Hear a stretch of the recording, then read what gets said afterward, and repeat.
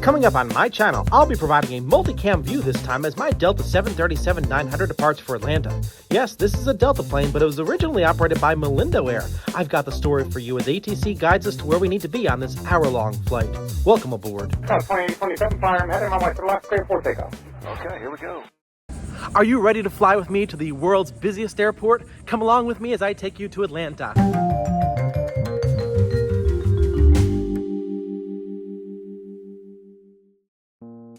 Welcome to the Daytona Beach International Airport, where I'm about to enter the terminal building. While it's a typical and routine flight for me, this time I'll be flying on a plane that looks typical but isn't.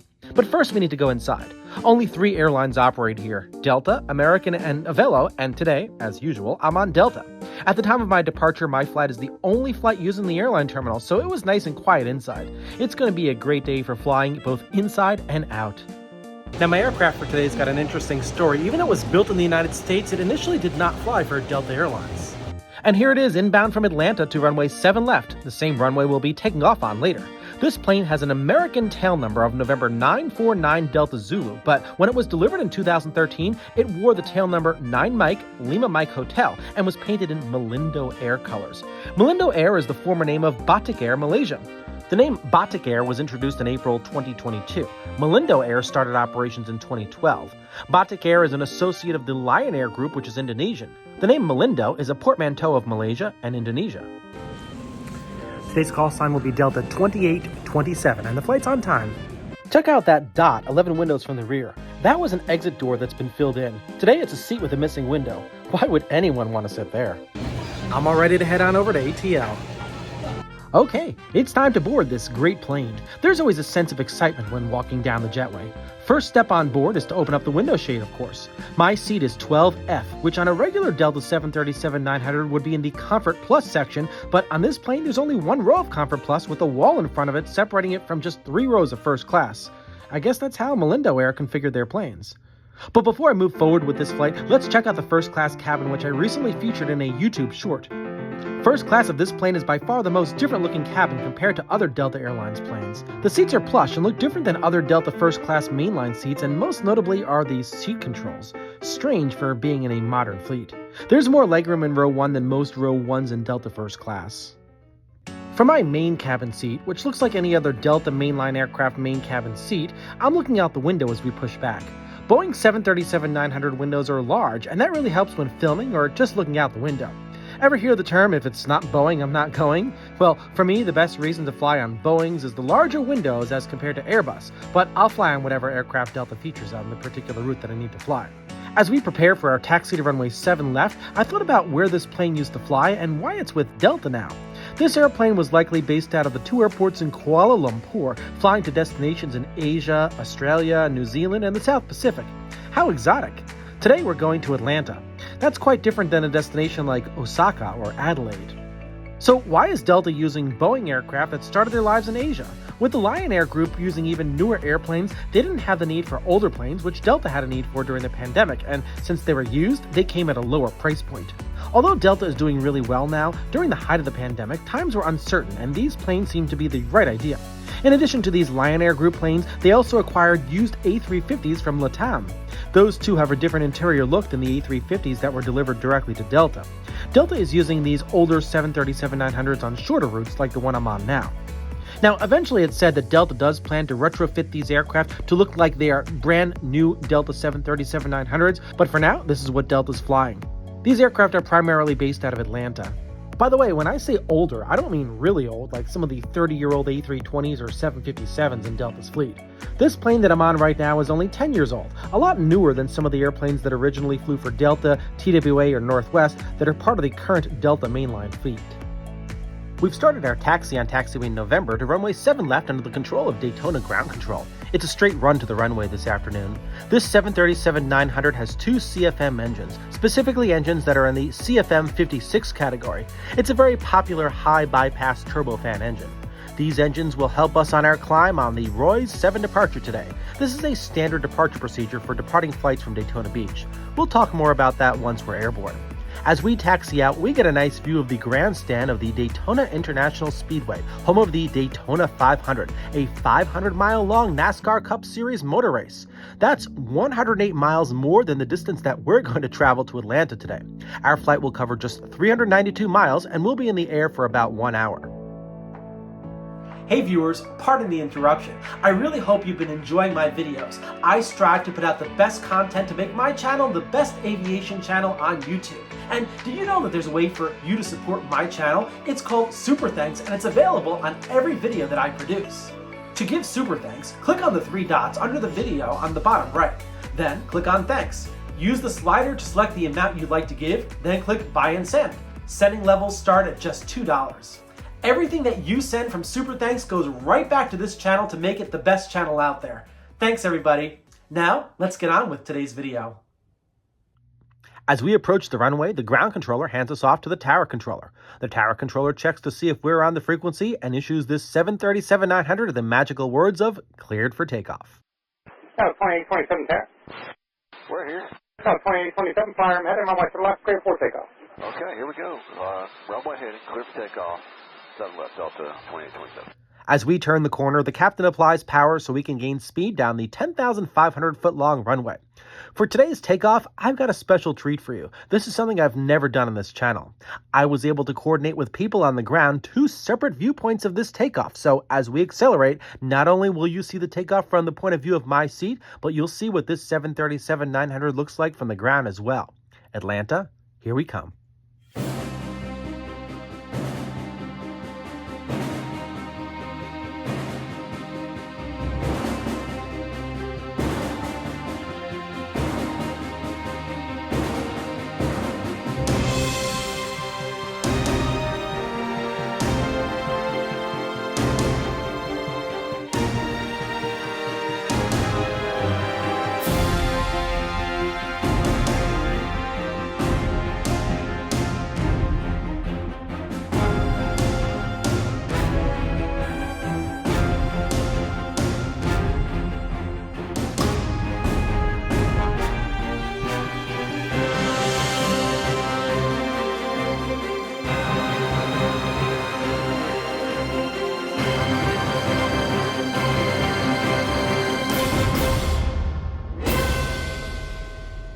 What a great day for flying, and what a great takeoff that was. It's exciting from all points of view, inside and out. As we climb, we leave the airspace of the tower controller, who instructs us to contact the departure controller. 2827, contact departure, good flight. 2827, take care. All right, let's check in with the departure controller, who sees us on radar. Climb 4,000. 2027, Daytona, good afternoon, radar contact, climb maintain 11,000. Delta 2827, climb 11,000. We're headed east toward the Atlantic Ocean as we get a bird's-eye view of the Daytona Beach Golf Club, which features 2 18-hole courses and a driving range. Just past the golf club is U.S. Route 1, which runs all the way from Key West, Florida to Fort Kent, Maine. It's the longest north-south road in the USA, and beyond that is the Halifax River, which is part of the Atlantic Intercoastal Waterway. This waterway is 3,000 miles long, running from the Gulf of Mexico, around Florida, and up to Massachusetts. Remember that these views are fairly new for this airplane, as it used to be based in Asia. This actual airframe was involved in an incident back in December 2019 when it was flying for Malindo Air.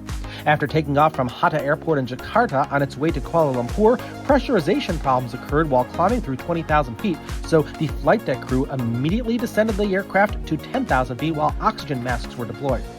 Unlike this full flight today, there were only 85 people on board. Emergency procedures were followed by descending to a lower altitude, and the oxygen masks provided the necessary means for passengers to continue breathing. It was handled really well, and I'm confident on this flight knowing that if we have any issues, the oxygen masks are there. It's such a rare occurrence. For us right now, it's time to receive the next command from the departure controller. 2827, turn left direct Royce. Delta 2827, left turn direct Royce. After flying runway heading for some time as part of the Royce departure procedure, we were told to turn to Royce. Royce is an airspace fix formed by 2 radials from navigational aids on the ground. It's at the point where the 355-degree radial from Orlando meets the 62-degree radial from Ocala. So to get there, we enter a left-hand turn to wind up on a northwest heading to a point north of the Daytona Beach Airport. Our initial part of the climb is over the Atlantic Ocean, thus sparing the ears of the residents below from the noise of our CFM engines. Once we reach Royce, we can proceed on course toward Atlanta.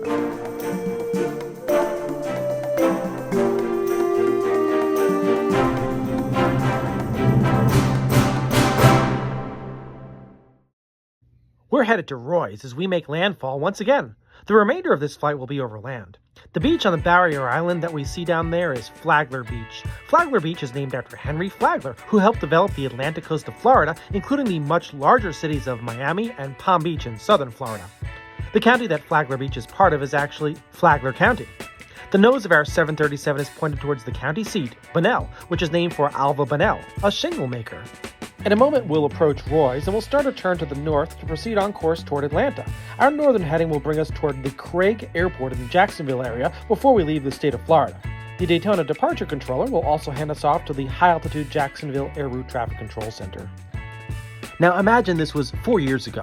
The view from up here could have been the coast near Manado on the island of Sulawesi in Indonesia. This 737 could have been on its way to Jakarta on a 3.5-hour flight over water and various provinces of Indonesia. It's amazing to think that for 8 years this airplane was doing what it's doing now over Flagler County, but on the other side of the world. But this plane has left the Malindo Air fleet and was replaced by newer 737 MAX aircraft. Delta never took orders of the MAX. We're now coming up on Palm Coast, Florida, and the Flagler County Airport. This airport has no commercial service, and quite often training flights from Daytona Beach will come up here to practice flying. Daytona Beach is known for its flight schools. While we head north, we parallel the Atlantic coast of northern Florida, and it was a treat to see St. Augustine on the right side of the plane. St. Augustine is known as America's oldest city. Here's its airport. This airport also has no commercial service. Moving along while over Craig, we see the Jacksonville Beaches area. This is the northern end of Florida, and the border between Florida and Georgia is seen here at this inlet. We've turned to the left to head toward the arrival procedure to Atlanta, the Jedi 3 arrival for arrivals coming from the southeast like us. Before I knew it, and after 1 cup of water and sun chips as we passed by Dublin, Georgia, which we see here, we started our descent to the busiest airport in the world. Even though Atlanta can handle over 90 million passengers each year, with multiple runways, and the fact that we're already approaching the final approach course means that we'll have no delays at all. Closer to the airport, we see Gray, Georgia. Let's check in with Atlanta approach control as we prepare to land on runway 27 left this afternoon. Delta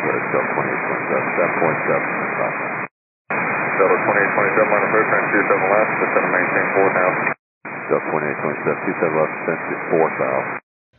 Not the easiest to hear, but we've been cleared down to 4,000 feet. We're getting closer to landing. I'll speed things up to another ATC transmission. Delta 2827, turn left, 330, descend and maintain 3000. Delta 2827, descend to 3000. We're turning towards the runway and getting lower. Delta 2827, speed 210, about airport. Okay, Delta 2827, 210, we got the airport. Delta 2827, turn left, 305, swivel approach, 27 left. Alright, Delta 2827 left, heading 305, clear to visual 27 left. We're told to slow down, and because we have the airport in sight, we're cleared for a visual approach to the runway. Once established straight into the runway, the approach controller hands us off to the local control tower at the Atlanta airport. Delta 2827, speed 180 to depot, tower there, good day. Delta 2827, 180 depot, tower there, good day, sir. All right, let's check in with the tower now to get the landing clearance that we need to land on the runway. Atlanta Tower, good afternoon, Delta 2, 2027. Delta 2027, wind 3509, runway 27 left, clear to land. Delta 2827, clear to land, 27 left. With the wind provided to us from the tower controller, we are now cleared to land. For the rest of the approach, I'm going to let you listen in to the control tower talk to other pilots on the frequency. Delta 2600, RNAS football, runway 27 right, clear for takeoff. The football 27 right, clear for takeoff, Delta 227. Alright, we're following Delta 5, and over the tower, Alpha, line up and wait. 7 right, need 5 left, comes up 12, place 5. Grid 1435, contact departure, see it. Okay, 1435. American 2871, taxi Victor Loop. American 2871, Victor Loop. Correction, Whiskey Loop. Okay, that's right, Whiskey Loop, American 2871. In the transmissions that you just heard, a Delta flight was given takeoff clearance on the closest parallel runway, and in a somewhat stepped-on transmission, a Lufthansa flight was told to line up and wait behind that Delta flight. The Lufthansa flight will receive takeoff clearance as we're about to touch down, so let's keep an eye out for that. A Spirit flight that took off was about to contact the departure controller, and an American Airlines flight that landed before us was told to taxi via the Whiskey Loop, a route that goes around the departure runway to get to the gate area. As we get closer to the runway, Lufthansa is going to be issued takeoff clearance. This plane is actually painted in Eurowings Discover colors, but it's using the Lufthansa call sign. That'll be the first plane that we see at the airport. And one last thing to take note of before we land is the city of Atlanta itself in the distance. It's about 10 miles north of the airport. You can see some of the buildings on the horizon. Lufthansa 445 Heavy, RNAV football, runway 27 right at Lima Alpha, cleared for takeoff. On football, runway 27 right for takeoff. 445. Delta 2600, contact departure. See it. Roger, Delta 2600, see you.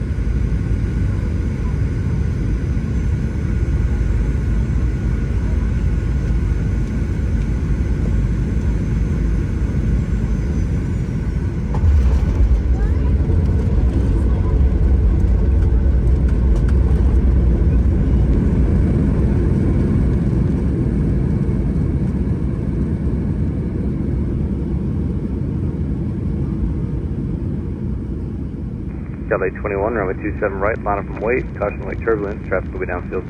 Runway 27 right, Lima Charlie, Delta 821. Delta 2827, hold short, runway 27 right, Tango. Delta 2827, hold short, 27 right, Tango.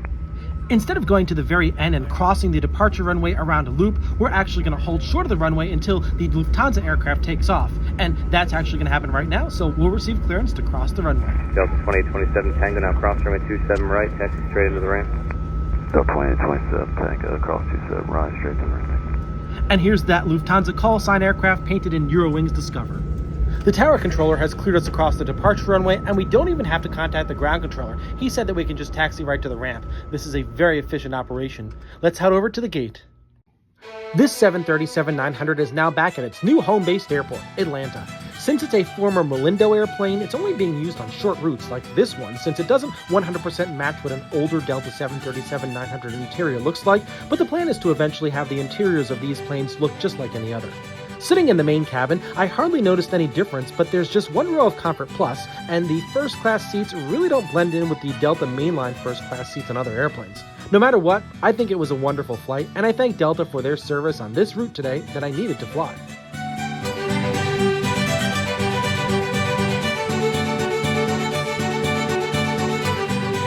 Well, I'm going to end the video here in the Delta Sky Club. Remember that if you're not a subscriber to my channel, I invite you to click on the subscribe button, hit the bell button, and be advised I'll be back very soon with some more videos just like this. Thanks everybody, and see you soon.